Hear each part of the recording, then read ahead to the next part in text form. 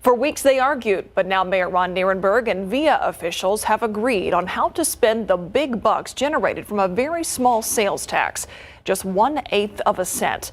It currently funds an aquifer protection program and the development of linear creek parkways, but next year that expires, freeing up that money for other programs. City Hall reporter Garrett Berger tells us how the city and the transit agency both aim to get a bite at that apple. The plan is a handoff. First, the city gets to use the tax money to fund workforce development plans. It will look like roughly approximately 3 to 4 years. Then the tax revenue would go permanently to the Advanced Transportation District, where VIA would get half of the money.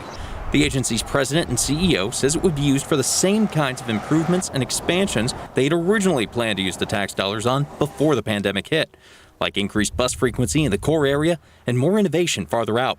And then we're looking at how far we could go toward rapid transit with that portion of the funding. This deal follows weeks of squabbling that began with the mayor eyeing the tax dollars for economic recovery from the pandemic instead of transportation funding as he had originally planned. But whereas the VIA board chairwoman indicated last month they needed the tax to keep up current service levels, the agency now says it can do that with the $10 million in annual help the city plans to give it. But that money is still not a sure thing like the sales tax would be. That has to be approved by council.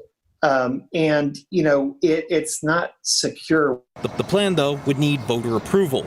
The mayor and VIA want to get the pair of initiatives onto the November ballot. But dedicating the tax for a new purpose means shutting off that particular spigot of funding for the Edwards Aquifer Protection Program. But the mayor says the city has plans for the future of that popular program, which he says should have enough money in the bank to last until 2023 anyways.